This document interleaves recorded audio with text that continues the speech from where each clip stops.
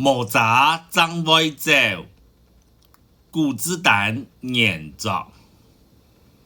下课时间，一年生嘅幼稚园来办公室请我，拄好听到我同阿飞先生用福佬话打嘴鼓。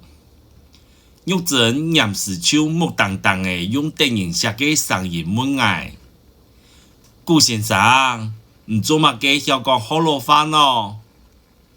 我还望演技，阿飞先生就抢定讲：哼，唔对哦，唔对嘅顾先生猛结位咧，唔但将客话讲到一定强，佢咩要通过福佬话嘅中国级哦？